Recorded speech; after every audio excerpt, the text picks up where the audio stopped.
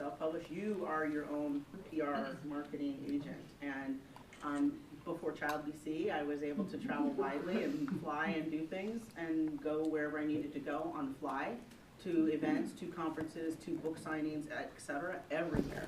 And life for me has changed in that sense that now I do more of the online forum, and then I'm very selective about where I go.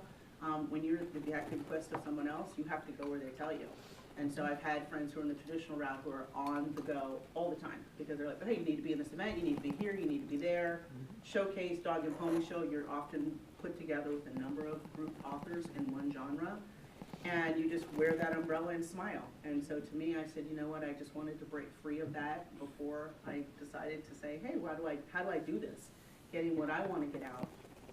Dan Pointer does talk about a lot of that. Independent Book Publishers Association does talk about that, about the idea about getting your message out and marketing. I think there's merit in each. It just depends. And I know a number of the authors I cited previously who started that route of just doing what they had to hamster wheel. The world has changed though. Obviously books are just sort of like a call card at this point. You know, every third person has a book out or they've written something, and the idea that it's the idea of getting that message out as opposed to going through a formal house. And the whole book publishing world honestly has changed. From the time when I went to New York City now 10 years ago, Book Expo America has changed. They've had to revamp, like you say, e-books and audiobooks.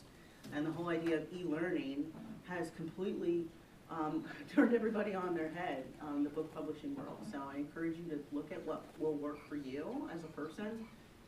As also, you know, as I talk about, you know, future, it's not to dismiss that I would never go more traditional routes or go that route of having a traditionally published book, but I think it has opened up opportunities for me to be part of collaboratives and be called upon to be someone in someone else's book.